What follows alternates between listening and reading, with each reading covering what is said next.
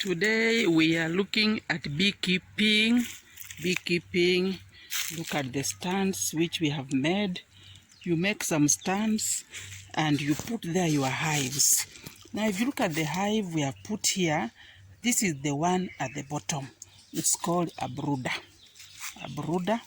The other beehive you can see there, it has the brooder and the super, the one at the top. Now when you have your beehives like that, you also must have an apiary. The apiary is the house where you put all the beehives. Look at my apiary here. It's metallic.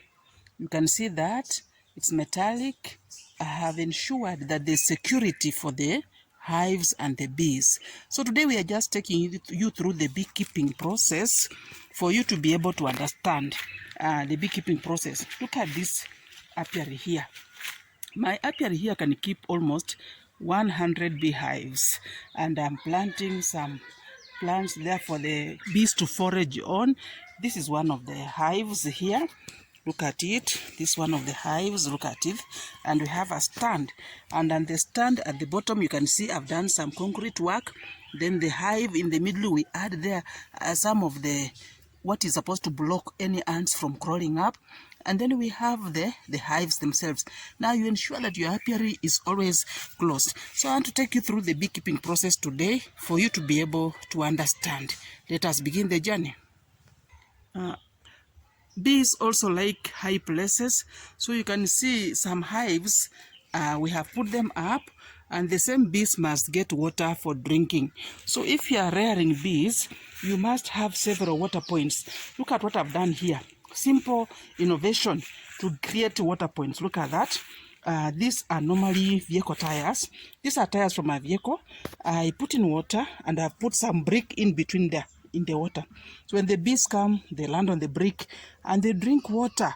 And I've ensured that they also have a lot of water around. Look at that tank as the pipes go up. You know, bees like high places. So even you can see we have put their hives in high places, and at the same time these bees like a lot of leaves for foraging on. So you must ensure that you have a lot of forage around. Look at the forage around here, the foliage. Look at that, the leaves. You must have all that in your compound if you are keeping the bees. Today we're just teaching one another about beekeeping. Let us continue around. We go back to my apiary. Just like I said, see the way I said, an apiary is where we keep the hives. Look at my apiary here. Many of them, and you space them out. Spacing them out, you can see very many bees around my apiary and very many different types of hives. And then you can see the bananas. On the bananas, you also have to have many of them around. These bananas, you can see the bees come here to take the nectar, and they get in the bananas. You can see that. If you are keeping bees, you must have many plants that attract the bees. Among the plants, you must be able to have very many bananas around you, because the bananas kind of give the food for the bees. Look at my farm and look at where I've put the bananas. Around here, there are many of them. Why do we keep bees? We keep the bees to get honey. Honey comes from the bees, and honey is medicinal. Remember that. Honey is medicinal, you remember that.